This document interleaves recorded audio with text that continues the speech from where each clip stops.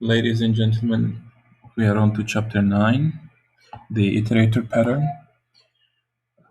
I'm also planning to go over chapter 10. The notes are ready, so let's keep going.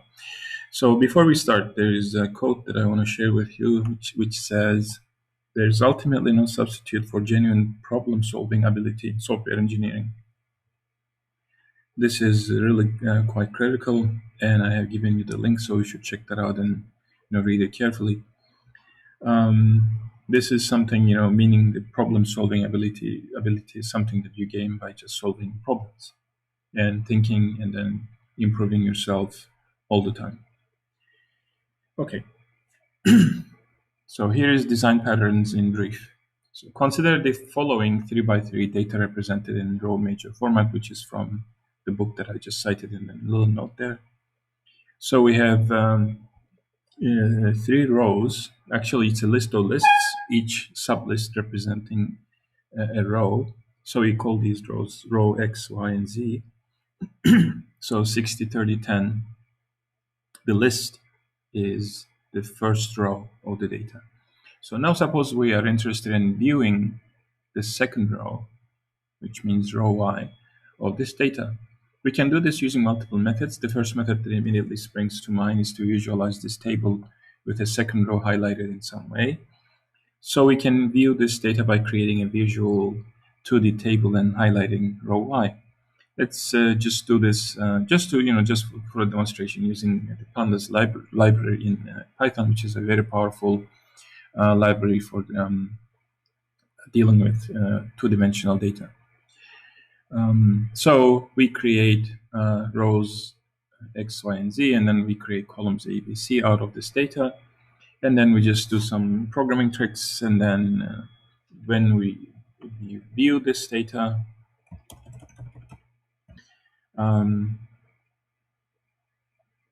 it comes out highlighted, but it's not showing up right now. I don't know why. Let's see.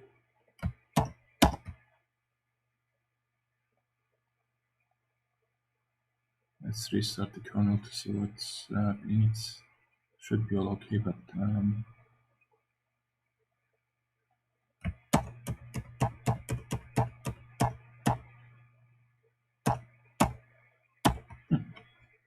it's somehow not working. So let's reload the whole thing.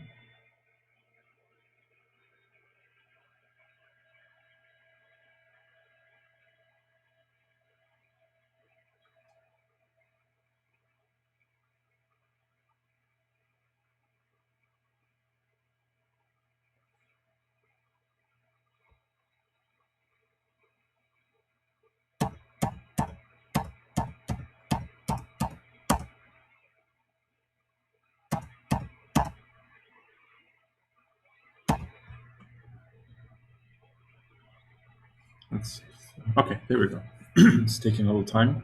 So we have the second row highlighted. So this is one way of viewing this thing. We can do the same using a bar chart. Just view exactly the same data. Sorry. So essentially, we have a 50 and a 30 and a 20. So you can see it from here.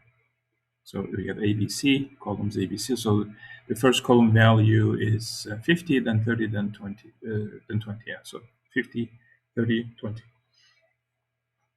We may also wish to view the data on row Y as a pie chart, and that's how we would do that.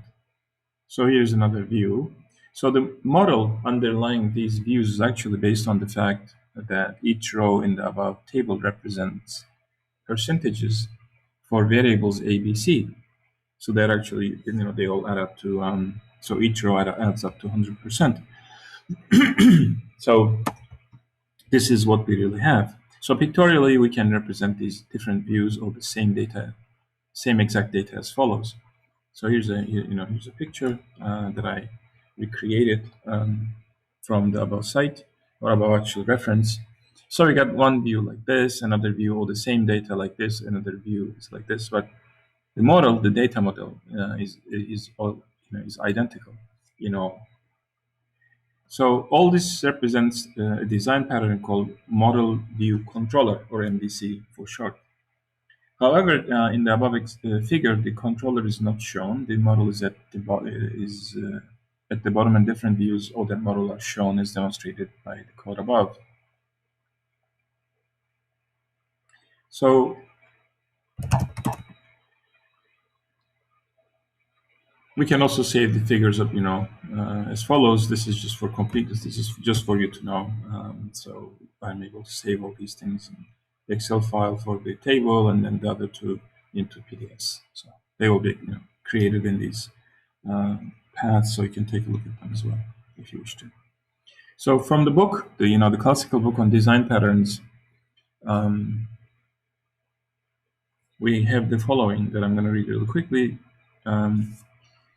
Actually, I will just hold it here so you guys can read this on your own, and especially read it from the notes. But let's just do a little run through this. Designing object-oriented software is hard, and designing reusable object-oriented software is even harder. You must find pertinent objects, factor them into classes at the right granularity, define class interfaces and inheritance hierarchies, and establish key relationships among them. Your design should be specific to the problem at hand, but also general enough to address future problems and requirements. You also want to avoid redesign, or at least minimize it.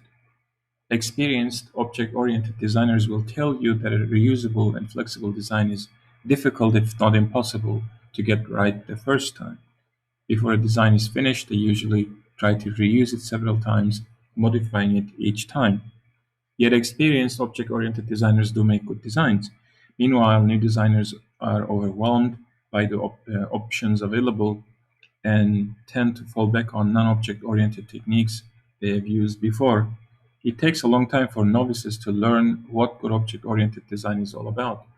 Experienced designers evidently know something inexperienced ones don't. What is it?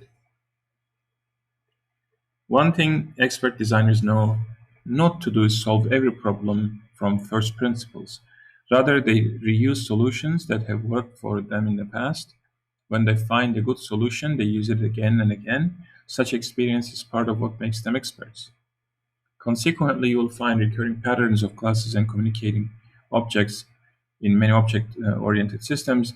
These patterns solve specific design problems and make object-oriented designs more flexible, elegant, and ultimately reusable. They help designers reuse successful designs by basing new designs on prior experience. A designer who is familiar with such patterns can apply them immediately to design problems without having to rediscover them. So we have a lot of examples, not just in programming, but in other fields where they use patterns that work. So, so the more you design, the more you think about these things, the better you will get at them. So just read these, intervening paragraphs as well. So I just want to quote them for you. You can just check out the entire book if you wish. So the point is, design patterns make it easier to reuse successful designs and architectures. This is the whole point. Expressing proven techniques as design patterns makes them more accessible to developers of new systems. Design patterns help you choose design alternatives that make a system reusable and avoid alternatives that compromise reusability. Design patterns can even improve the documentation and maintenance of existing systems by furnishing an explicit specification of class and object interactions and their underlying intent.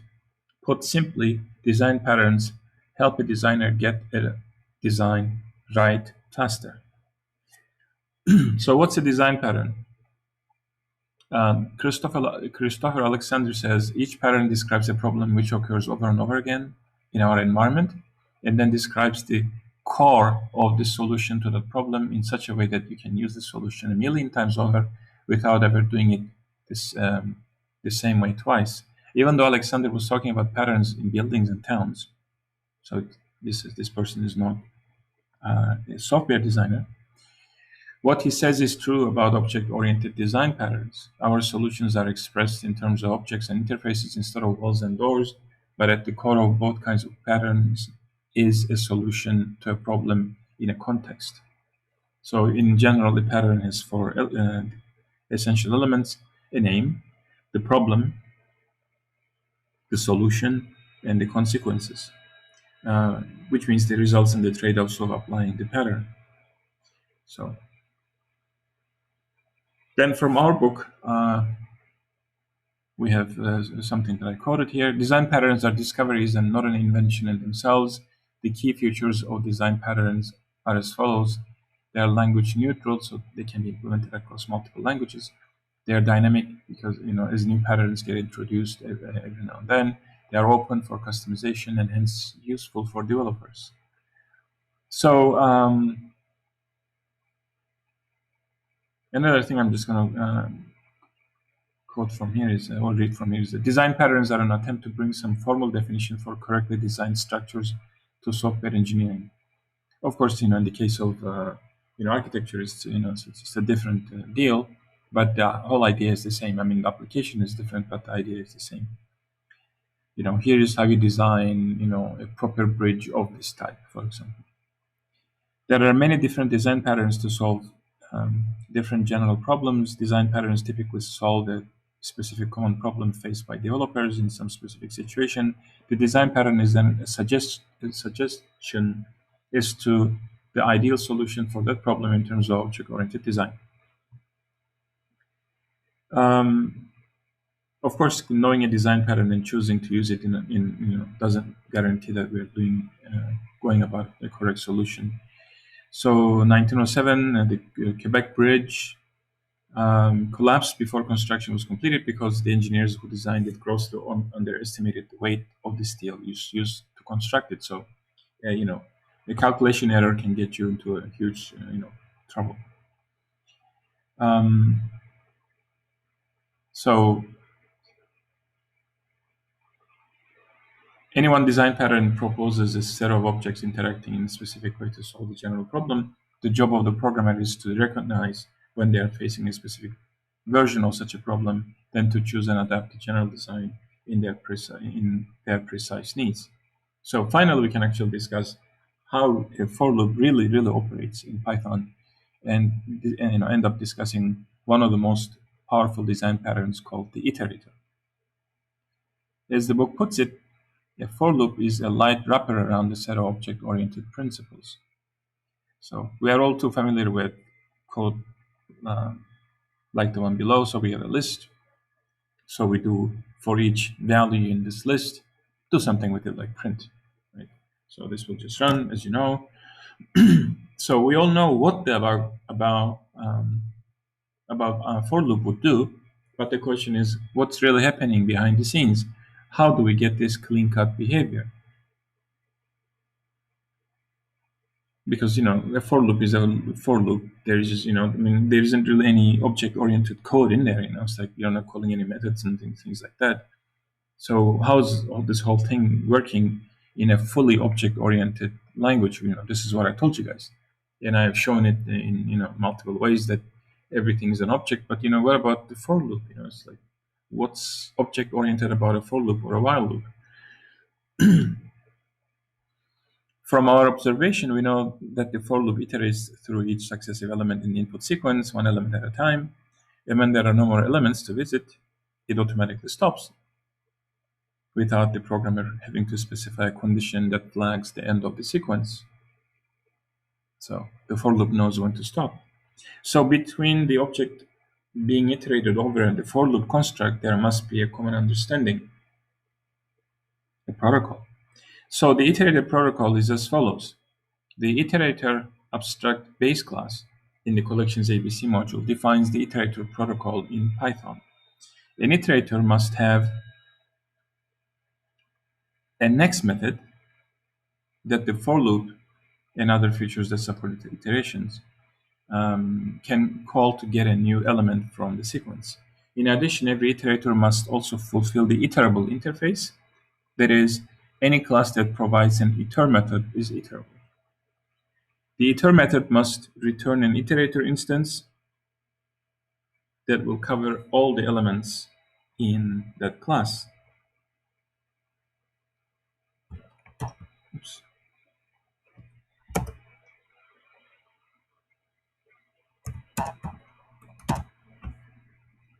So we get a next method and an iter method. So So let's consider the for v in L part of the above code. First, the for loop structure calls on L to return to the loop construct its iterator. So it tells L, give me your iterator. So the for loop receives an iterator object from list L. That is, the list L object should support the iterator pattern, or it should be capable of returning a proper iterator object that naturally supports the iterator pattern, either way. And of course, in case of lists, this is done. So there's a small catch here, though. The catch is that if an object directly supports the iterator pattern, it means that only a single process can iterate through the internal elements of the data structure. However, if that object returns an iterator object, a separate object from itself, multiple processes running concurrently would be able to traverse through the elements stored in that object, and we will see this. Second, as long as there are items to be traversed in L, the iterator object will return the next value in response to the next call, which takes place implicitly while the for loop is executing. So there's a higher level next call, which ends up being boiled down to the underscore underscore next underscore underscore call in an object. So just like len activates underscore underscore len in the object, next activates underscore underscore next method on an object. This is how the next value is stored in V every iteration of the loop. List object L would return a new list or iterator object because the for loop structure would call the iter method on L. Consider the following class. We got a non-iterable class. We have an init, and so it takes on a list. So we just give it a list.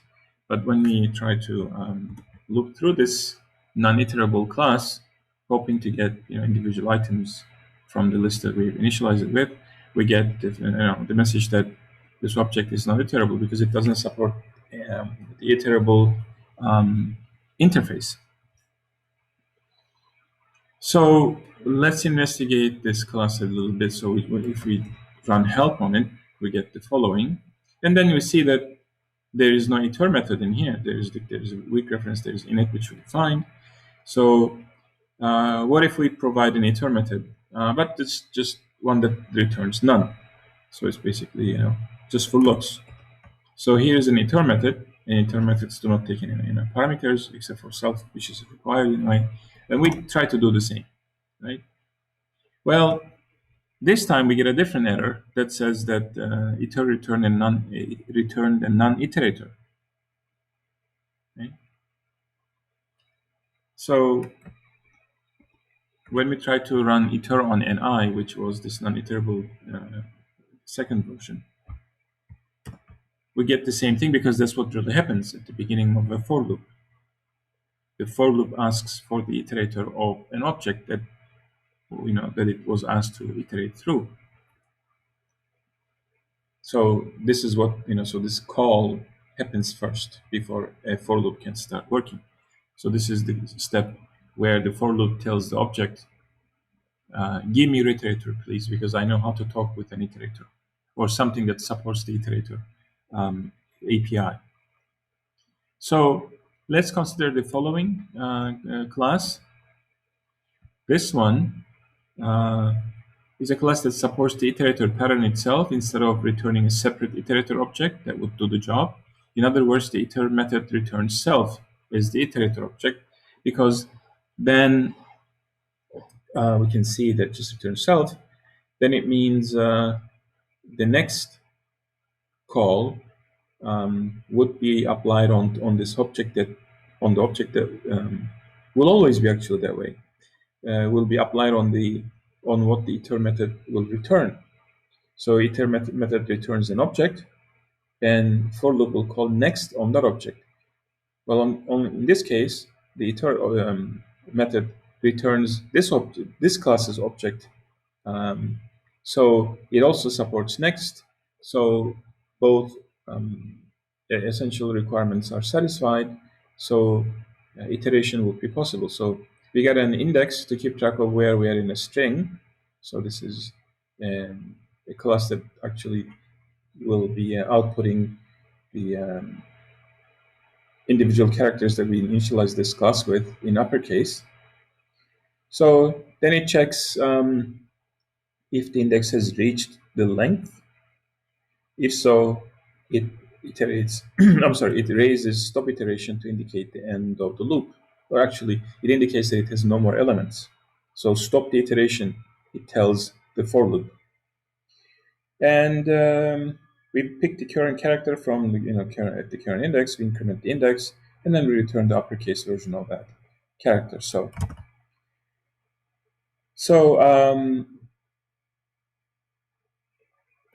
we create life is a beach as a string inside this capital iterable v1. When we run through it, sure, fine, in the indices will run through just fine, and we're going to get the string back with the characters all uppercased. And at the end, as you see, the raising stop iteration would be executed when index is 15. You see here we're just printing this message out of this line, and then it would then be then this would cause the for loop to stop. So everything is working. At least it looks like that. So let's repeat the for loop. Well, what happened? Nothing is happening. We're not going through the letters anymore. There is no life is a beach, no uppercasing, no nothing. And we can see that the index got stuck at 15, which is where we left it off. So we just immediately get out of the for loop without doing any kind of printing. So, but why not? So keep in mind that capital iterable is the instance, keeping capital iter 1, keeping the state of where it is in the internal string. So it keeps its own iteration state. So the index value or self-index value was stuck at 15 once we finished the first run, where everything went fine. So we got stuck there. And we didn't do anything to change it or reset it. Therefore, we tried to look through the input string. It looked like to the for loop construct that there are no more items because you're at index 15. And once you're at index 15, you will raise the stop iteration and telling the loop to end. So it's not a good idea for an object to be its own iterator at the same time, which is what I just alluded to above in the note or in the warning. Instead, objects should return separate iterator objects that can keep their own state of where they are. So this is the pattern, actually. You see, badly applied, you get this one, which actually doesn't quite work. It works the first time, it will never work any time after that. Then it would just require you to go in and reset the index. And oh my God, if you are trying to iterate through this classes objects from two different threads in your program at the same time, it's also going to be a mess because you have a single index that keeps track of where it is currently in its own iteration sequence. So it's just it's just a horrible way of doing things. So a separate iterator object is actually a requirement of the iterator pattern. So Python provides the iter object method that activates object.__iter method, similar to the way that len activates len, which is something I mentioned. However, question, is there a remedy for this without returning a separate iterator object? Well, sure, yes. Let's just take a look at that as well. These are not really discussed in your book. I think they are not. So let's consider a second version, which resets self-index when the current index value is equal to the length of the input string. So the only thing that we have that's different from the version above is that when we reach the instant where we're going to raise the stop iteration exception, we also at the same time reset the index back to 0. So we don't have to do anything additional. And in this case, we should be able to call next, run through this whole thing. So since we don't have anything else here,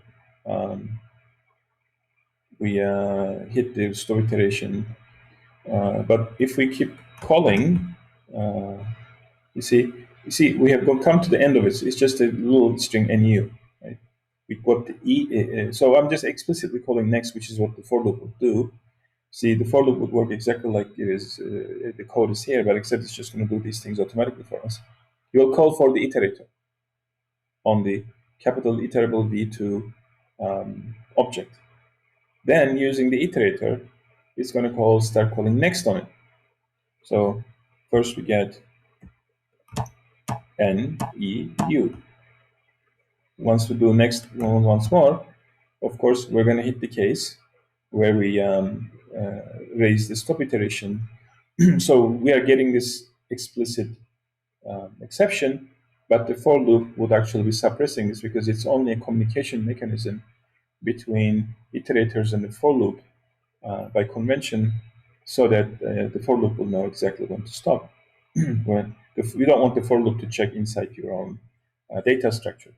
The data structure's own iterator is responsible for doing that.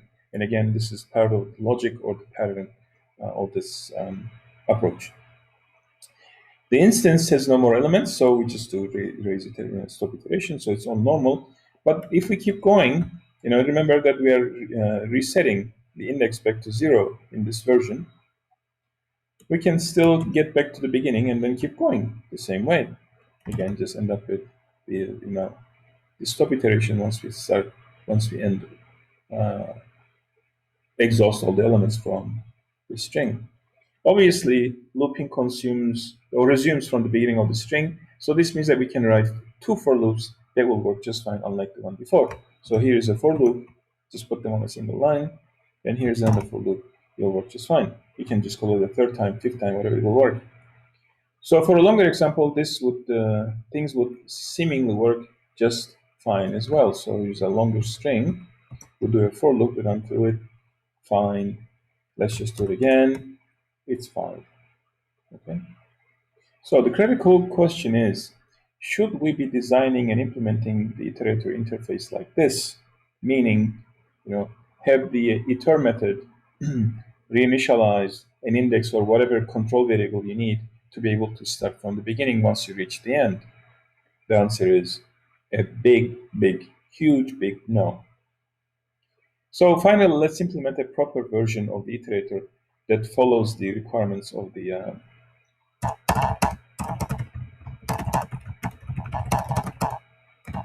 iterator pattern. So we have iter, but now we're not going to have a next in this one, in the actual class implementation. We're only going to have iter because for loop is going to call for its iterator once we create an object out of it. But the iterator will not return self anymore. It will return a separate iterator object that speaks the language of an iterable interface. So we pass the string along. So here is the iterator object. We pass as a reference to the string that we're going to run through, and we have an index also in that iterator object. Next, we'll just do exactly what we did before. We'll check that the index has reached the length of the string, so then it will just stop, or by raising stop iteration, it will just indicate to the for loop that it's time to stop. And then the same thing for the uppercasing. But then it will also re-implement iter for the reason that I'm going to explain. So this method is provided to support the iterable protocol for the capital iterator object API, but it will not be called in this program since the capital iterable v3's iter method would be called instead.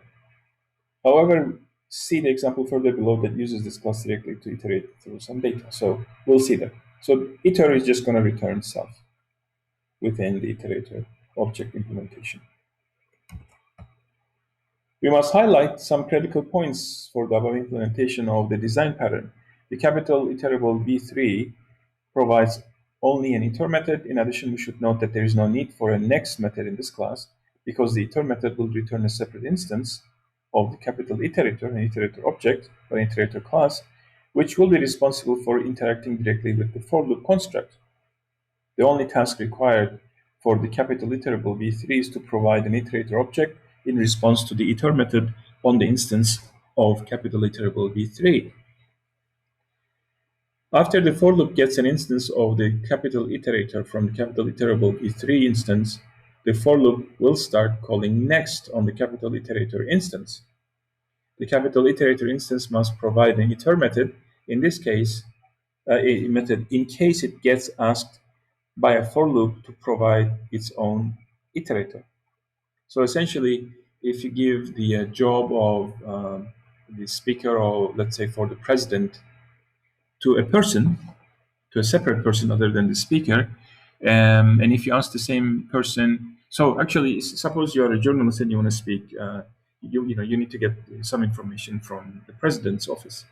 So usually, what they do is they employ somebody who's the speaker, and then that person shows up in front of the journalists and speaks with them and answers questions. Usually lies a lot too, you see. But anyway, let's be besides the point. So journalists being acting like a for loop, ask the president's office to provide them with an iterator, with a speaker. Then they start communicating with the speaker, right? Who speaks on behalf of the president. Well, suppose that they ask the speaker for the speaker. Then the speaker has to say, I am the speaker that you are looking for. I am responsible to take care of this job. I'm not going to delegate this to somebody else. But the president, the main object or the core object, would be delegating these press matters to his or her speaker. Just like the iterator is delegated the job of iteration through the data of the core class. You see, it's a very similar deal. So if you ask an iterator object, or the object that's responsible for iterating through a particular data structure for its iterator, it will tell you, I am the one. So that's why it returns self. So that's why actually for completeness, this is something you should provide, even if it may not be used in most cases. But this is, it's just basically 2 lines of code. The def line and return self. So you should always do it so that your design is always, or your implementation is always complete. Because sometimes you're going to need it. So the for loop statement for x in object is really done like this. First, you get an iterator object on the main object or the core object. Actually, we should call this the core object.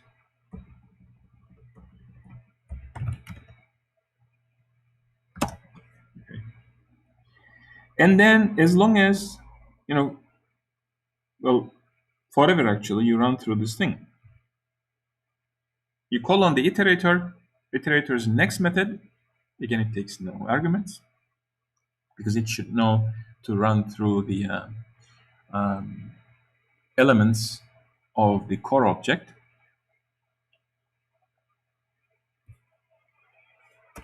Okay. And then when this iterator throws, or when the next method actually throws or raises a stop iteration, it just catches it and breaks out of the while loop.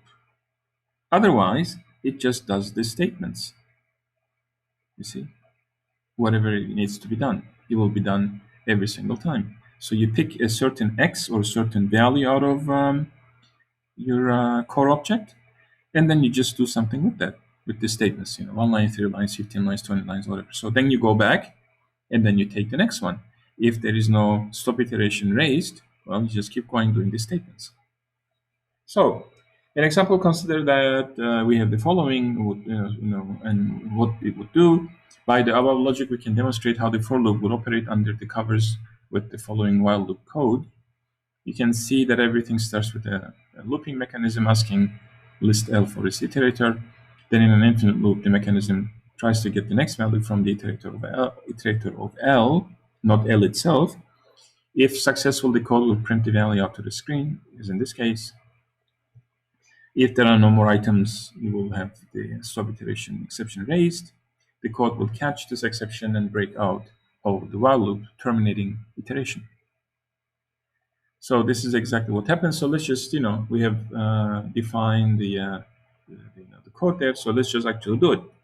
So we can see exactly what happens here. I'm just printing things on the same line. So, whatever the for loop did, I just do the same thing with a while loop. So we can tell exactly what happens inside or within the for loop construct. So let's just run some more examples here. So we have Iron Maiden, which is the string that will be kept. So we print these things on the line. So remember that in the third version, I also print a dot, just to tell you that the next method is being called. Actually, maybe I should do that, give it a different kind of symbol, but it doesn't matter anyway. So we can tell that the next method is being, called every single time. And the last one that gets called, you have this stop iteration raised, so it will end the end looping. And then we can call it again, no problem. So we can finally see clearly that separating the iterator pattern from the object is really a good idea. Doing so keeps the design of the actual class clean. It shoves the work of the iterator into a different object, the iterator. So then we can use it. So we also can use the iterator class directly. So this is where capital iterator iter method comes into play. This is what I was telling you guys a little before. So I am grabbing, I'm creating an object so I'm creating actually an iterator of this iterator separately out of, so I'm not using the iterable v3 or anything like that. I'm just simply using it directly myself. And I'm just calling next on it, and I'm, displaying these circles every single time because I'm running the next method, and I'm printing these things, and I can just keep calling next. Now, I have, so this is Highway to Hell, an AC/DC, song, an album. So I have called next 1, 2, 3, 4, 5 times, so I get high W, right? All in uppercase. And then I just shove this iterator into the for loop. So look at this. Then the remaining parts will get. Actually, let me just do this also with n equals this, so I don't. Maybe I can just put a space here.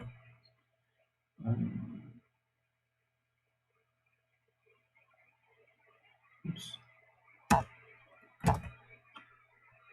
Since I exhausted it, I cannot display it. So let's just do this again. You see, so the rest of Highway to Hell will get printed because the state of the iterator will just remain where it is. So here I'm not starting from the beginning, because what will happen is I4, the variable I4 will be asked for its iterator, and it will tell you, since it's an iterator itself, hey, I am the iterator anyway. So it will remember where it was. It's not going to reinitialize itself because it was created up here. Excuse me. So it will just continue or resume where it left off. So in some cases, you will have to do this. If I don't have an example here, I will show you. Well, I do, yeah.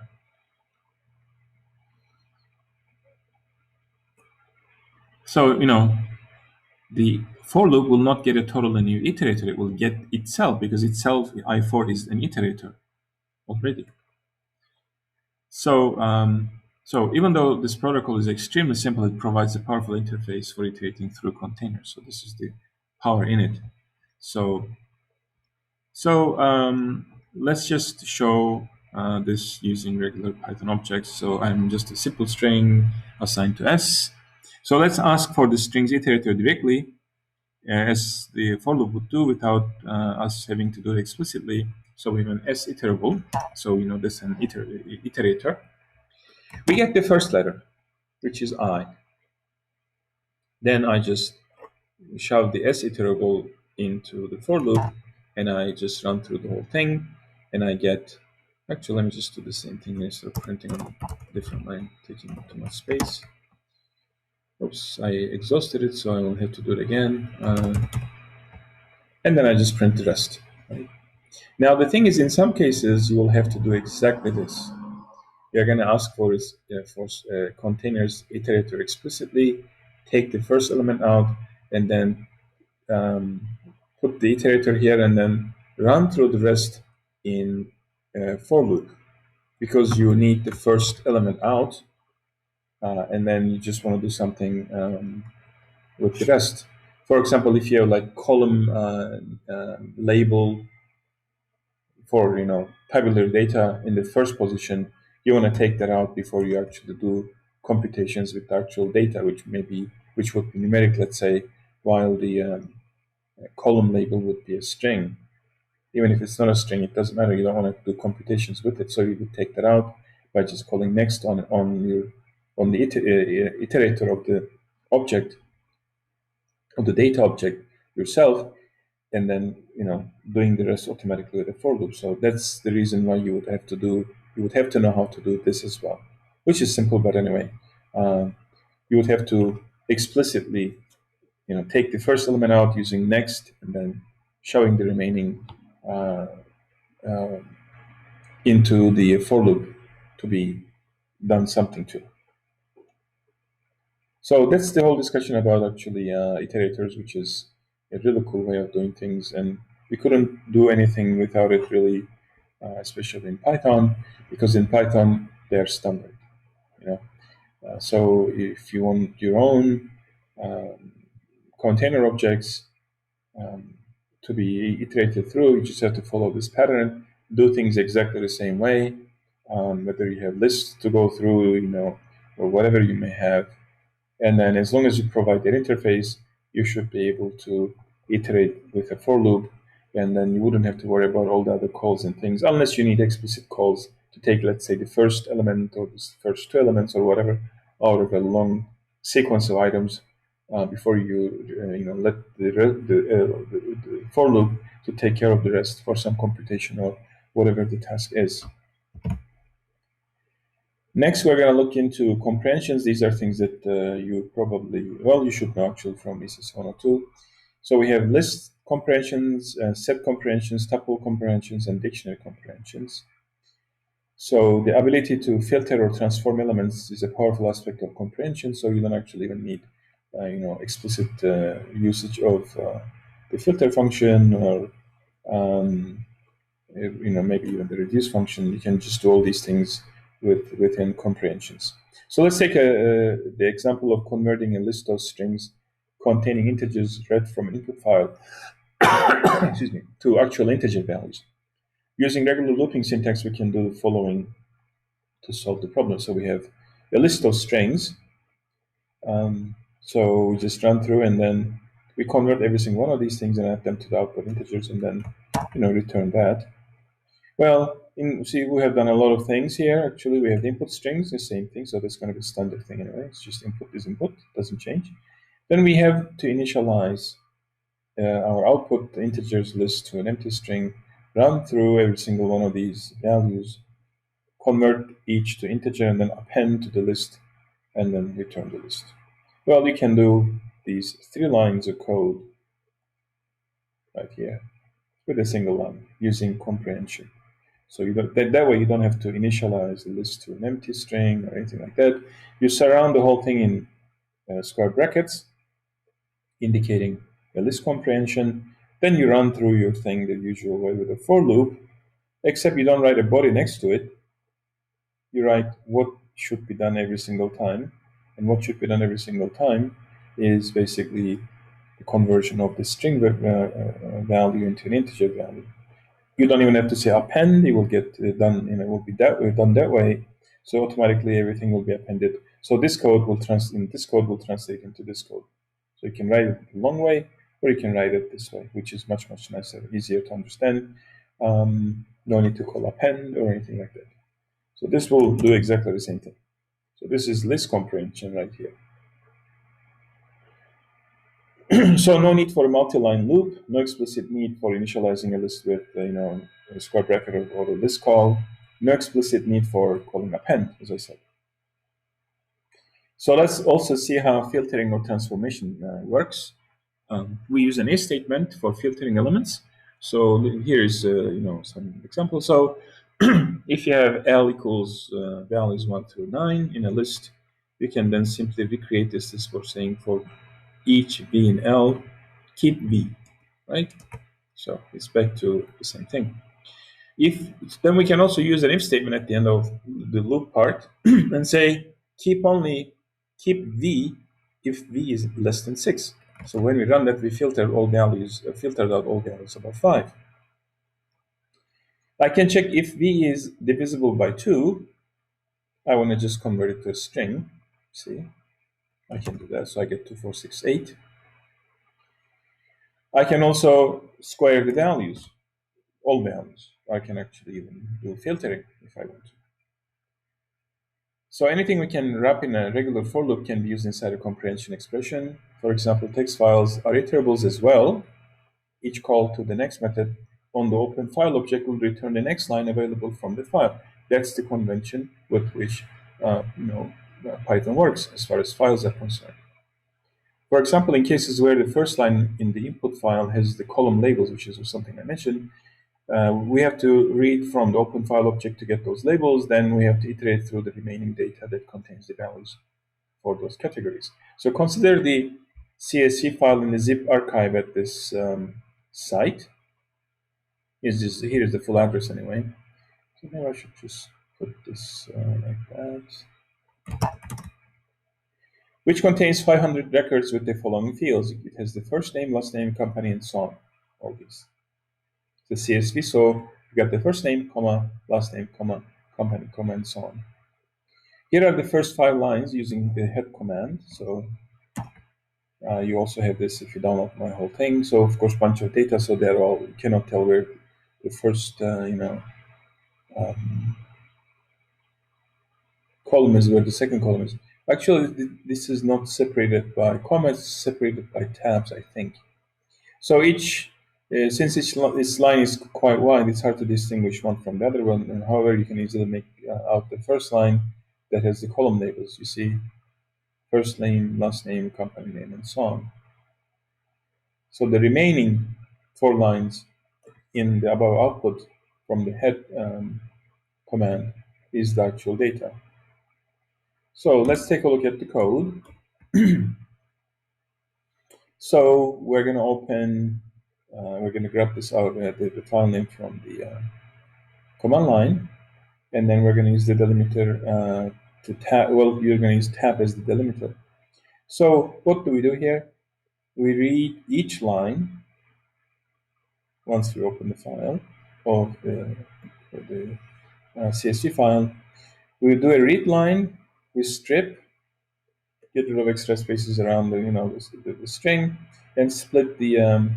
We didn't actually probably even have to split, but anyway, we have to split the line with the delimiter, which is tab, and get initially all the columns. So we just read one line.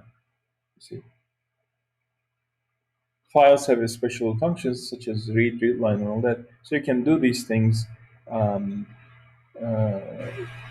in a similar way, that I showed you guys. By calling next, you would just get exactly the same thing. But you can just as well call read line. But if you called next on the in-file object here, you would get exactly the same thing. But of course, like I said, files have special methods, so they make more sense to you. So we just do a single read line, and then we just go through every remaining line like this. Since we are still working with the in-file, which is a type of, or which supports the iterable object, I have ended up consuming one line out of this iterator. So when I use it in a for loop, I'm not going to start from the beginning because I've used the first line. I have already called next on this. Then what do? I split the line just like I do here, and I zip the line, the column data in the line with the column label. So each column label goes with the data that falls below it. And I create a little dictionary out of this data from a single line, and that's what I store. So my contacts will be a list, since this is a list comprehension, a list of little dictionaries for each record. So I'm going to run this for you. So then you will see that column labels are these. Maybe I should just, well, maybe I can just print it so that it doesn't show on multiple lines that occupies less screen space. So here are our columns. Length of the contacts, the second the list that we get out of the remaining data is 500, because we know there are 500 records. But we have the first so-called record, which is not an actual record, is actually the column label, so we take that out. So if we display the first 5 out of the 500, we get, as you see, a list for the whole thing, and we get individual dictionaries. So I have corresponded the first name with the first name read from the file, and so on. And once I turn this thing into a dictionary, I can just access any field out of every single record. So the second record is also a dictionary. The third record is also a dictionary, and so on. So I get only 5 here because I only wanted to print 5 out.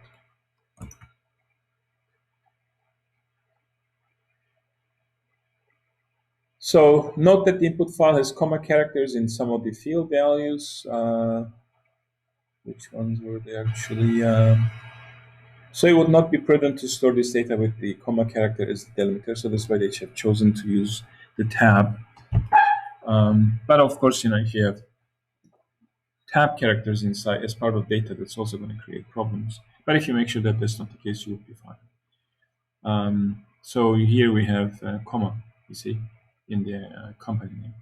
So we wouldn't want to use the comma as a delimiter, even though CS3 means comma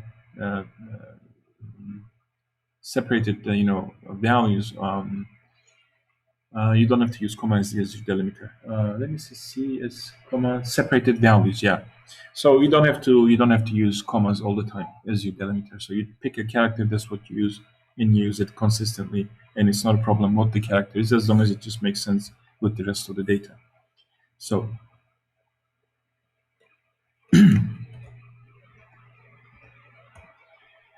so I am going to create a list of email contacts. I'm also creating my data using file magic here. So all this data will be written out. And now I'm using semicolons to delimit data.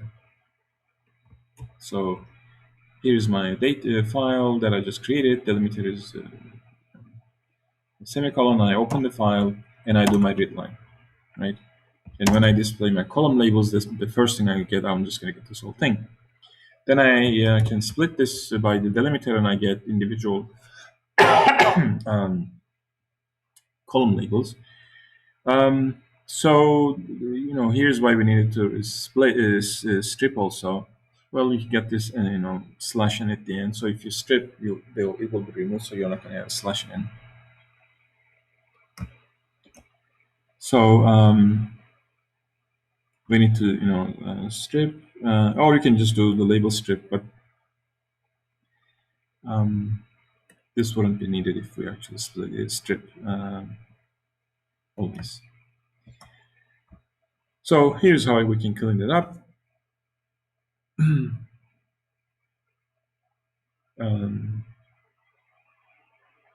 So we could have split or stripped the line here, and then you don't have to do this one.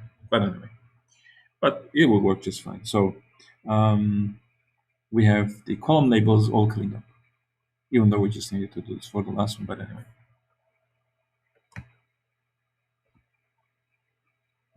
Then if we read another line, we start getting the data. So we apply the same technique. We get everything cleaned up and then separated. So email, what was the second thing? ID, some kind of ID, first name and last name. Okay. I can actually zip column labels with the contact data, all the data that I have. Actually, for a given record, but I can actually turn it into a list so that we can see what we have inside. And so we have email coupled up with email, the label ID with the ID and so on. But we have to have the column labels as the first argument so we can actually build a proper dictionary. Then I can convert this thing to a dictionary. So that's what I get. So now you should be able to see exactly what happens in the short program above that deals with the 500 contact records from a tab delimited CSV file. Finally, let's demonstrate how we may go about printing out the input data after we have the dictionary of records stored in memory. So we'll again use a single record from this example. We can then print it out like that. So the cool thing is that we can use string format with the dictionary as a parameter. So we have to expand the dictionary with double asterisks, double stars, and then every single field would match this field, this placeholder, this placeholder, this placeholder, and this placeholder. The order of these things matters none. So I don't have to grab values out of it and then write multiple lines and all these things. No, you have a dictionary, you expand, and then you just list the field names in your dictionary: email, ID, first, last. Okay. So it will just display the values corresponding to them. So we cannot do this with f-strings, for example. Using f-strings, we'll have to access each field using its key like this. And as we cannot do it this way, we can do it this way, but it takes a whole lot longer to write, as you can tell. Because you get the contact dictionary, which we have created above, then you would have to access every single field like that to be able to print the same thing out.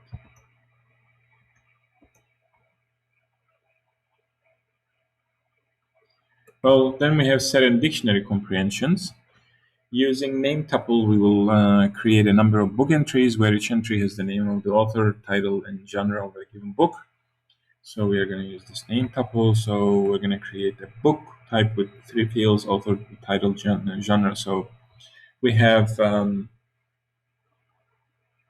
a list of these name tuples. So the author, title, genre. So essentially the last name of the author. So suppose you want to grab author names who wrote books in the fantasy genre. So we got 1 fantasy, 2nd, 3rd, and 4th, right? The problem is that we may have authors who wrote multiple books in the genre. Since we want author names to be unique, we need to use a set. So even if an author's name comes up multiple times, for example, Pratchett has 2 fantasy books, the set will only keep a single copy. So to extract author names for a certain genre, we will again employ filtering using an if statement. So now we have curly brace, but we're not doing a value or a key colon value. We're just putting a value in, and this makes it a set comprehension. We're going through every single book, and we are checking if the genre is fantasy, and we are keeping that book's author.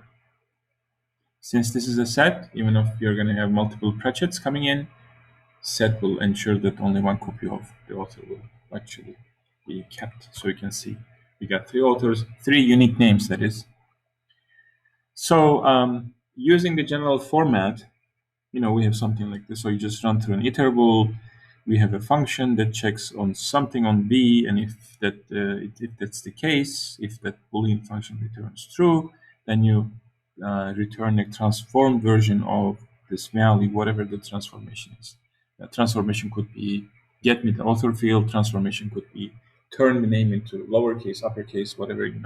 Transformation could be chop up the first, leave the first 5 letters of the name, and then chop away the the rest, or whatever kind of transformation that you need. So to create dictionaries, the syntax changes only slightly. We have key value. Again, we have curly braces. We can create dictionary of all titles from the fantasy genre using filtering. So this is a dictionary, and I only want to have fantasy titles, right? So the book title will actually be first, and then you would have the current book, um, the whole thing for each of the books in the list of books.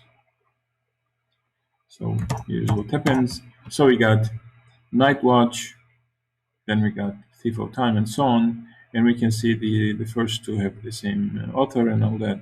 Of course, we are duplicating the same information in the object, because object title has that information already. But at least if we need a dictionary of books, you can just run through the keys and get the names of the books that are in that genre. So we have the title of the book is part of the each entry as well. There's duplication, but that's another story, so we're not going to deal with that right now. So let's consider some more examples. We got A, B, C, D, E. Initialize counts for the letters. So for each K in D, excuse me, we're going to enter the value 0. So we get that. So we may do that if the letter is actually less than D, so we just only have A, B, C. We may even multiply or duplicate a letter if it's less than D. So here we're going to have every letter duplicated. Again, the initialized value or the value is 0. We can triple, multiply or copy and whatever we want. So that's really all the kinds of comprehensions. We can just do all kinds of crazy things, but they're all based upon existing Python constructs. So as long as you understand, that you just have to put a key value, no matter what expression it actually ends up creating, the key value colon, and then the value. That's it. Next, we're going to discuss another powerful idea called the generator. So we're going to see this happening in two ways. The first is the generator expressions. So sometimes you want to process a new sequence without pulling a new list, set, or dictionary into system memory. If we are just looping over items one at a time and don't really actually care about having a complete container and all in one place, creating that container is just nothing but a waste of memory. When processing one item at a time, we only need the current object. But when we create a container, all the objects have to be stored before we can start processing each one of them. So what if you need to deal with billions and billions of pieces of data? Do you want to put that in a container first with a list comprehension and then start processing each one at a time? No, that's not a good idea, because it would hog your memory. It may slow everything down, and it may even bring everything to a halt, just because you're trying to hold everything or store everything in your computer's RAM. But if you don't do that, instead just take one element at a time without building a list or any kind of container, then you would never have that problem. You would be able to process gazillion items, not just a billion. So let's consider a program that processes log files.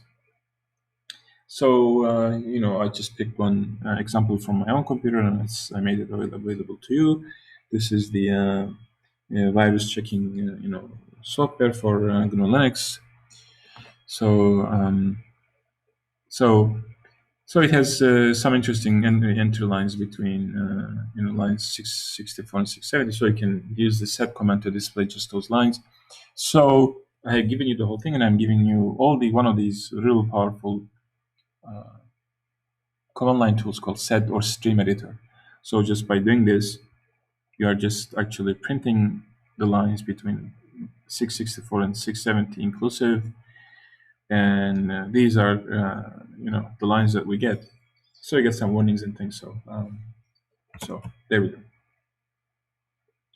So, but in total, actually, we have 1,033 entries. So we don't want to run through the whole thing.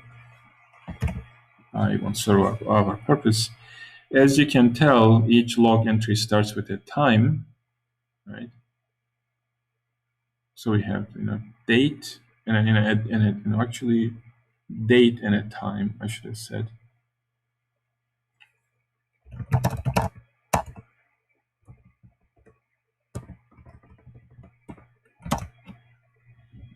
Followed by some text that starts with this arrow or dash, larger than sign. Some entries contain warnings and errors, and some others are purely information. So you can see some warnings, some informational ones, some other warnings, and so on. So let's continue. Excuse me. If we wish to process each line and separate the datetime field from the rest using list comprehension, we would need a list for every entry. What if we have a log file that has millions and gazillions and billions of entries? Do we really want to duplicate that data in memory, albeit in structured form, taking up so much space? Clearly, no.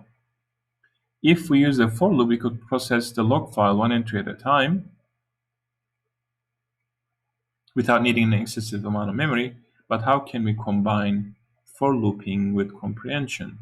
Well, enter generators. Generators use the same syntax as comprehensions, but they do not create a container object. There we go. It's the key. This is a huge difference with respect to comprehensions. Moreover, generators use open-close parentheses instead of square brackets or curly braces. Let's consider the following code that parses a log file like the one we have mentioned above to grab the lines with warning lines. So we're getting an input file and output file, so we can write what we're interested in grabbing out of the input file to this output file. So I open the input file, and I also open the output file. So here's my generator. Starts with an open parenthesis, ends in an open parenthesis. And I just simply run through every single line in my file. If warning is in this line, we could actually even look at this thing to include it at the beginning. But of course, right now we're looking at the whole line, so the beginning has the time and date. So as long as there is this warning in there, we will just include it. That's all. We'll include that log entry, which means that log line. And for each of these, so then this is actually going to get you a generator object. So you have not yet run through it, but then you can run through it with a for loop and then write all these things one at a time to your output log file. When we run this, it will save the output in the warning01 log file. So we can see how many lines we have. We have 21 lines out of this whole thing. But because the thing is, I'm running through the whole thing, the whole file. And when we display the output, we get all the warnings. You can see that there's a warning at every single one of these. So we can actually double check our work, which is something I like to do, by using grab command to grab the lines in the original file with warning, which is what we did. We didn't do anything else. If there's warning anywhere, all uppercase, grab that line. That's what we instructed our program to do. So I can cat the file to grab the warning lines and count the lines. I get 21. Same thing. So unless I just do one-to-one correspondence, I cannot know exactly whether I picked the same lines. But of course, I mean, in all likelihood, they're identical because you get the same number of lines. Well, we can even go one step further and check the difference between the contents of the new created file and the output of the cat command. So I can just save the cat command to another file using output redirection, and then I can run diff on both. Since I'm not getting any difference, it means they are identical. So this way I scientifically show that I'm getting exactly what I'm supposed to get with my Python program. And I double checked it using a few very powerful command line programs or commands. So important thing, Your textbook says generator objects are frequently most useful inside function calls. For example, we can call sum, minimum, maximum on a generator expression instead of a list, since these functions process one object at a time. We're only interested in the aggregate result or the end result, not anything intermediate. So we don't really care to have a container to look at. In general, of the four options, list, dictionary, set comprehension, and generator expression, the generator expression uh, should be used whenever possible. So either the comprehensions plus the generators, you should use the generators whenever possible because this will be much more efficient memory-wise. If we don't actually need a list, set, or dictionary, but simply need to filter or convert items in a sequence, the generator expression will be most efficient. If we need to know the length of a list, or sort the result, remove duplicates, or create a dictionary, we'll have to use the regular comprehension options. So let's go through some more generator expressions before we start discussing how we may use generators with functions.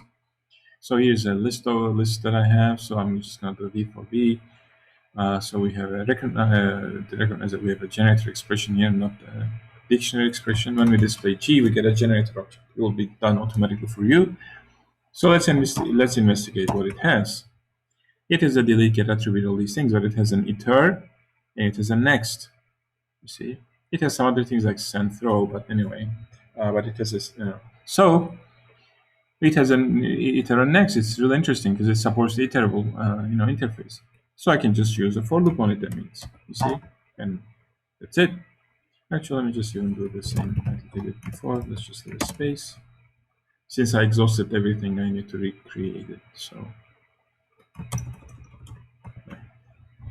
So looking at the method supported by the generator object G,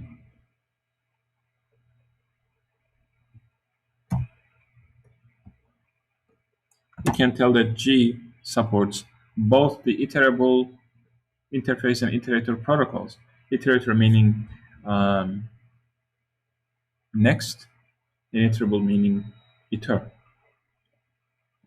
By the way, there is no such thing as tuple comprehension since tuples are immutable. So do not think that open parenthesis, close parenthesis means the tuple comprehension.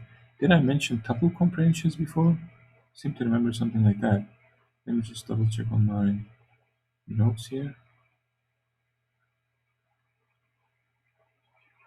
Sorry about this, but let's just check.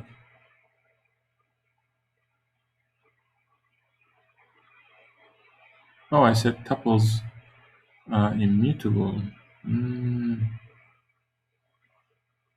Let's actually say I put a note here saying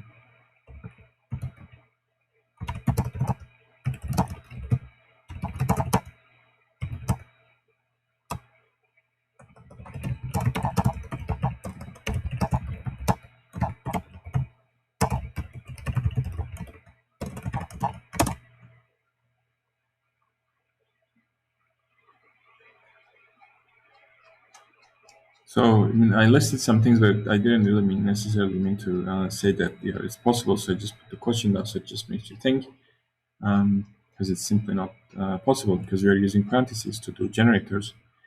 So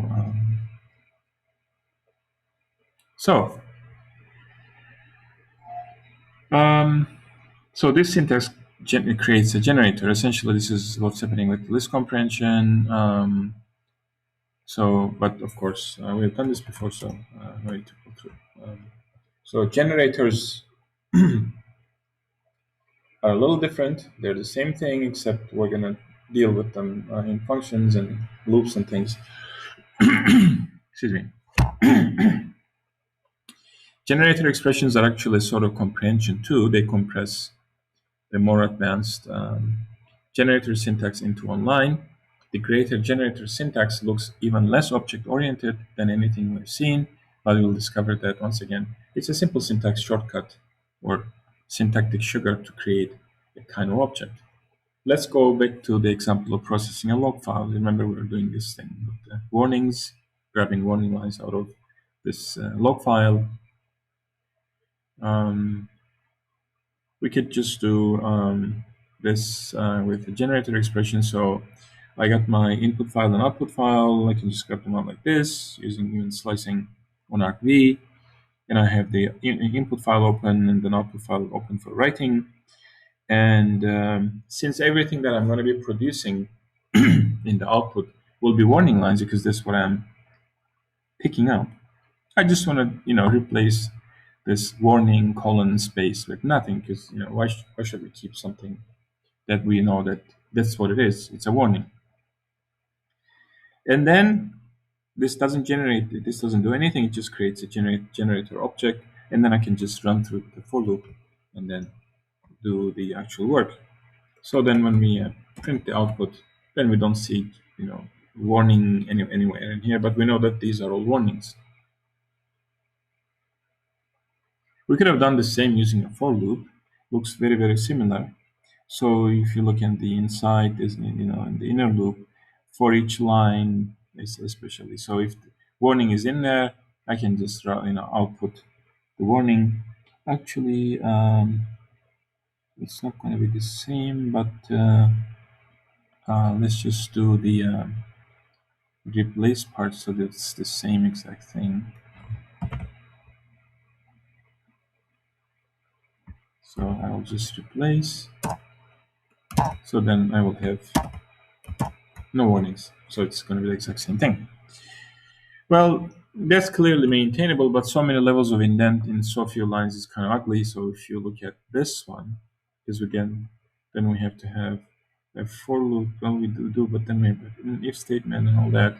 Here we don't have as many levels, but we still have, one indentation level, second and third. Here we have, I think, 4. So 1, 2, 3, 4. So one more. So it's a bit uglier than the list so the list compression is a bit uglier than the generator approach. Well, if you want to do something other than printing the lines out, you would have to duplicate the looping and conditional code too. So that would be a little bit more, too much to type. So let's try writing a class that does the kind of filtering we've been applying to input log data. So warning log filter. This will be this class will serve it as its own iterator. So we're going to return self, and then since this returns itself, it better support next. So it just supports next. So what's going to happen with next is that we're going to read the next line from the input. So we're keeping the input file as input file's reference. And if the next line is there, which means we still have an actual line from the file, we have not reached the end, and warning is in there. Warning is not in the line. We keep reading. So we keep reading to find the next warning line. If we have a proper line, which means we have not reached the end of the file, we raise stop. Well, if we reached an empty string, it means we have reached the end of the line. We are end of the file, so we raise stop iteration. Otherwise, we have a line with a warning. We just do the replacement just like we did before, and then that's what we return. See. So we have the input and output files coming from the command line. We open the file, input file. We open the output file for writing. Then we have the log filter, given the input file, and then we just simply run through it with a for loop. Why can we run through the for loop? Because we're going to call an iter at the beginning, going to return ourselves, on which, the object that this thing will return, which is self, which is an object of warning log filter, will be actually used to call a next on. So this will respond to the next calls implicitly. That's going to happen here. So then when we run it, we get everything clean, no warnings, no nothing left, but only the warning lines, all the 21 lines. So if we do the difference, we got nothing because we got the same thing as we did before, no difference.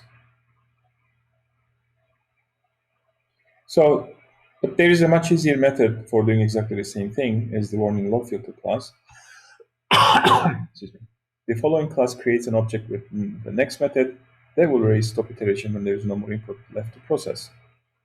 So we're going to do this with generator. Now we're going to use yield. So I should maybe put a little thing here.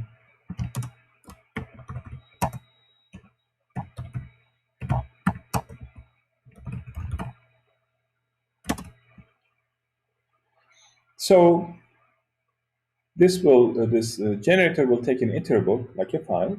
Right? I'm going to be running through this iterable. I'm going to get the next item. If the next item has warning in it, all I'm going to do is yield that line with the warning part replaced with nothing. Okay? I'm just going to yield. Okay? Then when I do this code is very similar to what we did above, but we don't have to write a whole class for this. We have written a function that uses yield. Right? So I have my filter generator. I just run through that, and I'll get the same thing. When I run it, I'll get all these things. Same thing. So let's investigate what filter gen object is from our program. So filter gen is a generator object. But what does it have inside? See, it has other things that we've seen with other generator objects. You'll have an iter and a next. So you don't have to write your own iter. You don't have to write your own next. All you have to do is write a function that just runs through the whole file, in this case, checks if the current line has warning. If it has, it replaces that part and yields in a way, not quite return, but yield that line with the warning replaced. So as we have seen with the generator expressions before, we again have an object that provides next and iter. So how does this code work with the new keyword yield? In fact, yield is key to generators. Actually, I need to do this way.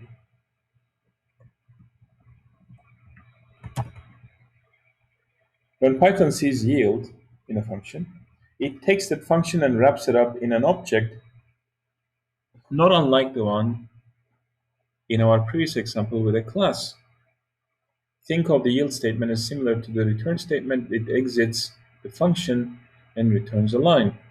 But unlike return, when the function is called again by a next, it will start where it left off, on the line after the yield statement instead of at the beginning of the function. In this example, there is no line after the yield statement, so it jumps to the next iteration of the loop. Since the yield statement is inside an if statement, it only yields lines that contain the string warning. In the above example, calling warning log filter generator does not return any values from the input file. This call returns a new generator that we can call onto. Begin, I guess, to call onto the next available warning line from the input file with the warning part removed.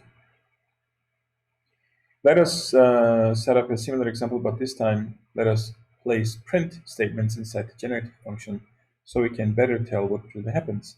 This time around, we'll read in numeric values stored in a data file. So very similar deal. What I'm doing is that I'm just checking for values that are divisible by 2. So every single line I'm going to get an integer value. So since that's going to be a string, I'm going to convert it to an integer. And then I'm just going to check if that's divisible. If so, I'm going to wait a little bit and then yield it. Otherwise, I'll just say it's not in an even value. I'm going to read the next. So I'm going to go back and then read another value and then so on. Okay.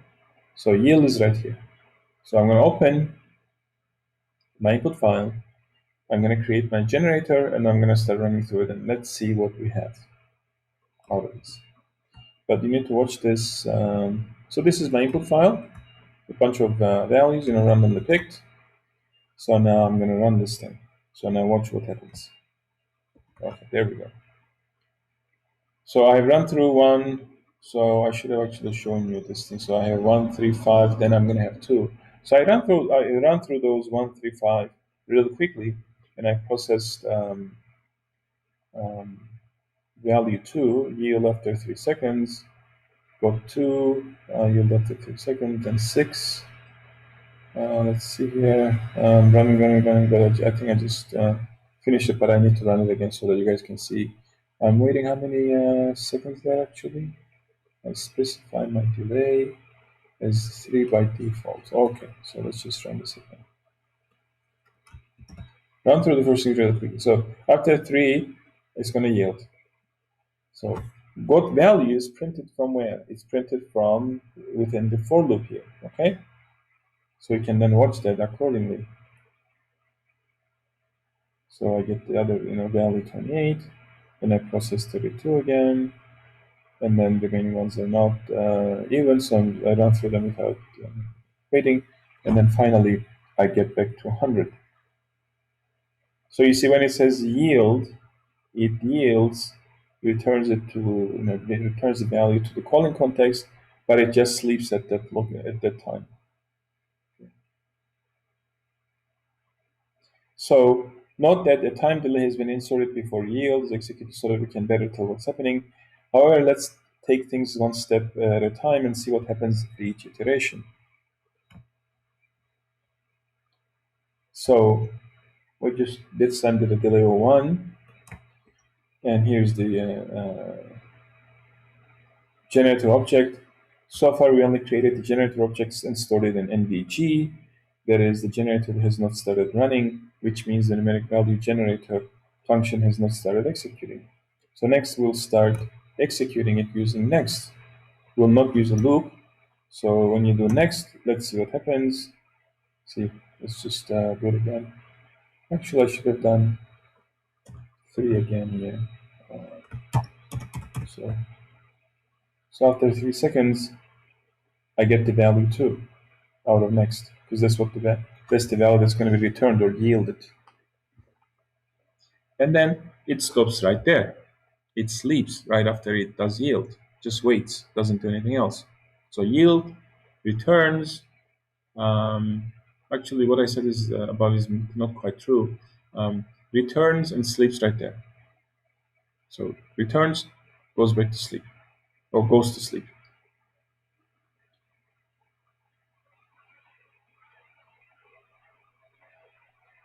So as we can tell from the output above, execution does not proceed to the next entry from the input file.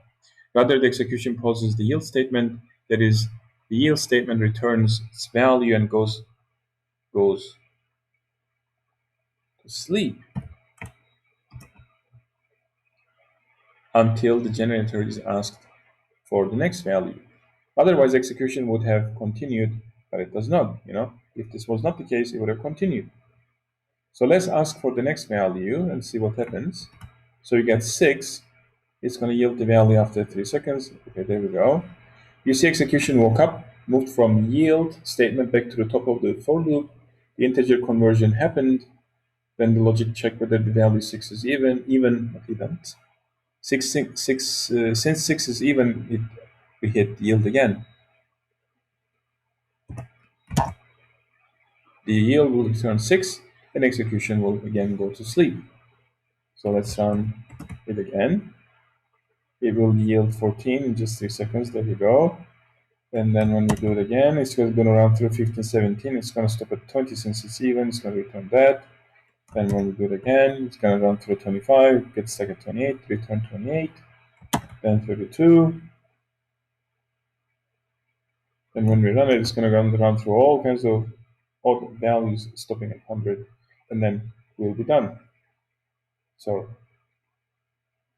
execution went to sleep right after yield, return 100.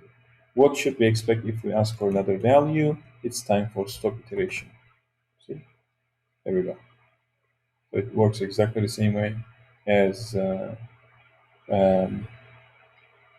iterators that we have seen so far. Remember that for loop operates like this. First, it asks for the iterator object or the object mentioned in the in keyword. After the in keyword, second, it calls the next method on that iterator object, got. Third, it stops automatically after the next method of the iterator, after it creates a stop iteration. The same procedure is valid for generators, the same uh, communication convention, with the twist that execution goes to sleep right after yield returns a value.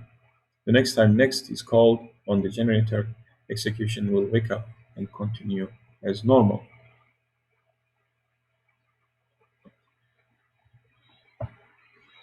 Now we can actually discuss something a little further. So this is yielding items from another iterable. Often when we build a generator function, we end up in a situation where we want to yield data from another iterable object, possibly a list comprehension or generator expression constructed inside the generator, or perhaps some external items that were passed into the function. This has always been possible by looping over the iterable and individually yielding each item. However, in Python 3 version 3.3, the Python developers introduced a new syntax to make it a little more elegant. Let's adapt the generator example a bit so that instead of accepting a sequence of lines, it accepts file name. This would normally be frowned upon as it ties the object to a particular paradigm. When possible, we should operate on iterators as input. This way, the same function could be used regardless of whether the log file lines came from the file, memory, or the web.